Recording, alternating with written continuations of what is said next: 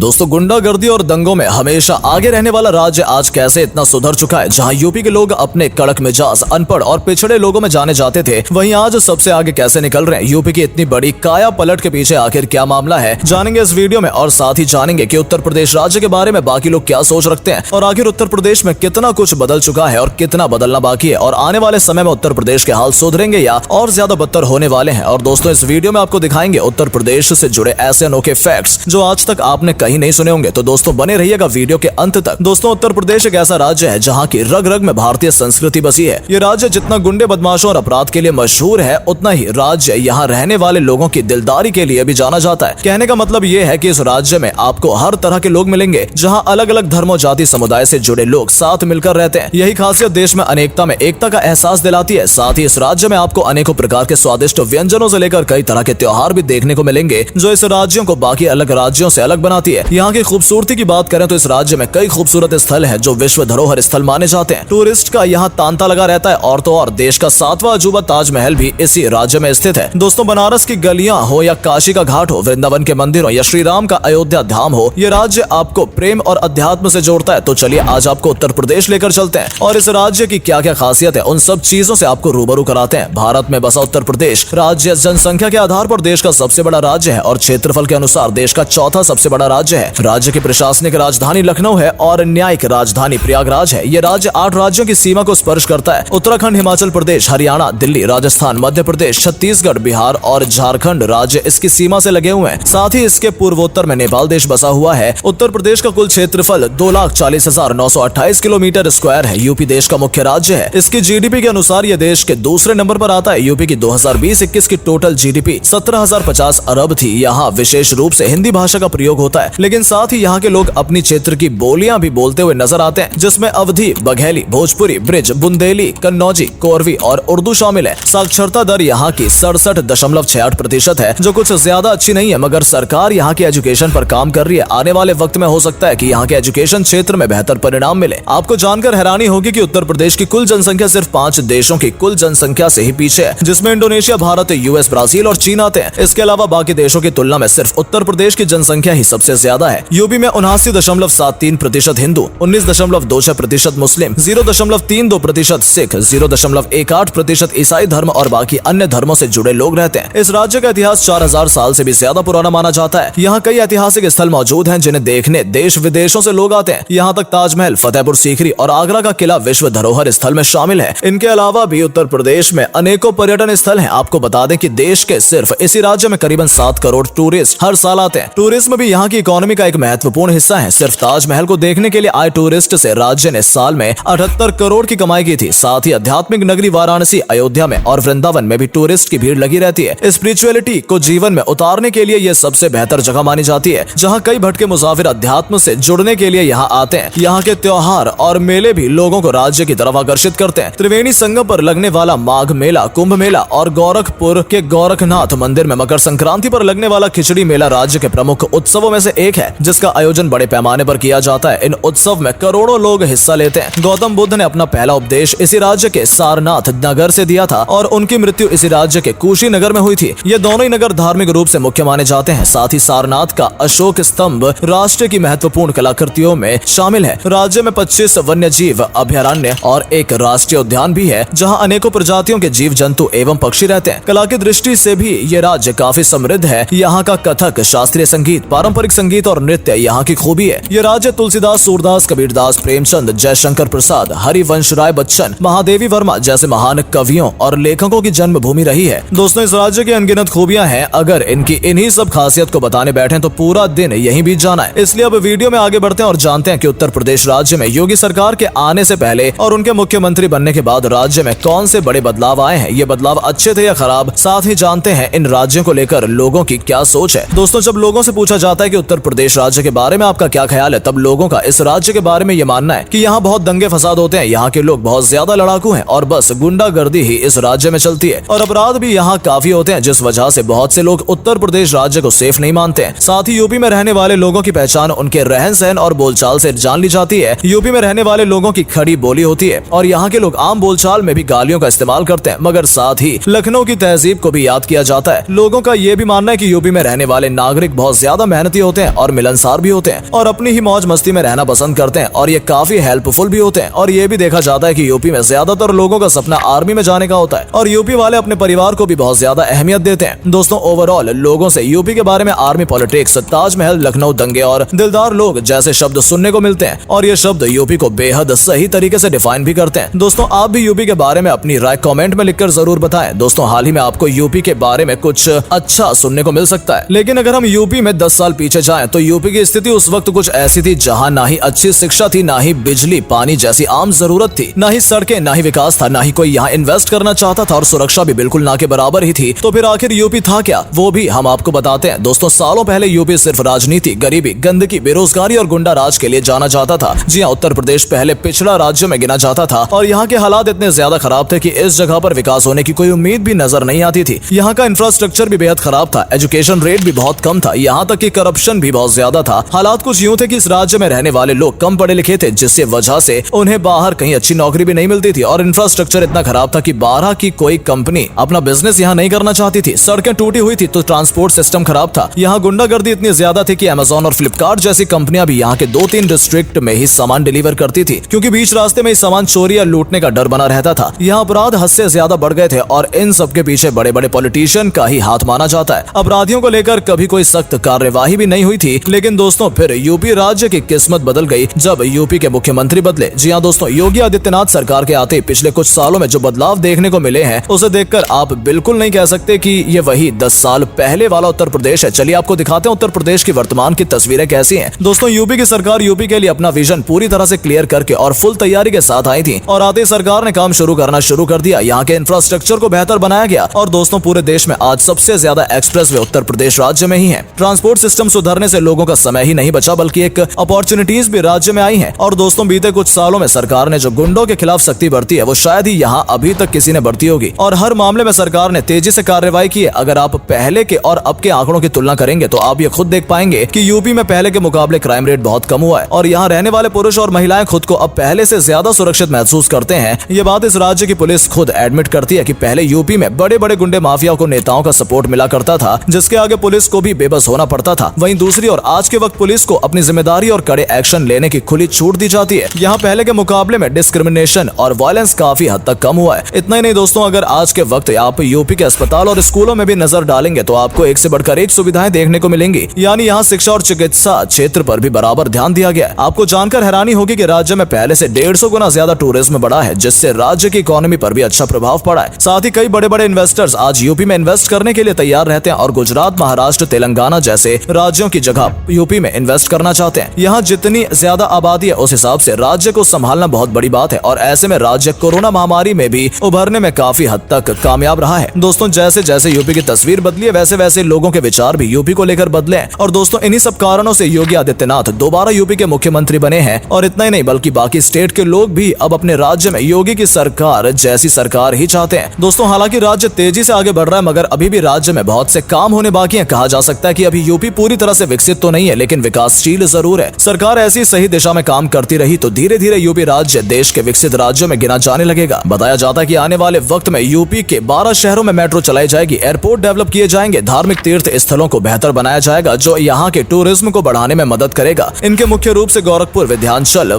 मथुरा, वाराणसी, चित्रकूट शामिल हैं। इसके साथ साथ सरकार के और भी कई बड़े प्रोजेक्ट हैं जो हमें समय के साथ साथ देखने को मिलेंगे। चलिए दोस्तों उत्तर प्रदेश के बेहतर भविष्य की कामना करते हुए इस वीडियो को यहीं खत्म करते हैं। तो दोस्तों ये था भारत देश का उत्तर प्रदेश राज्य जिसके बारे में आपने आज काफी कुछ जाना। आपका उत्तर प्रदेश के राज्य को लेकर क्या नजरिया है कमेंट में जरूर बताइएगा। वीडियो पसंद आई हो तो वीडियो को लाइक और शेयर जरूर कीजिएगा। धन्यवाद।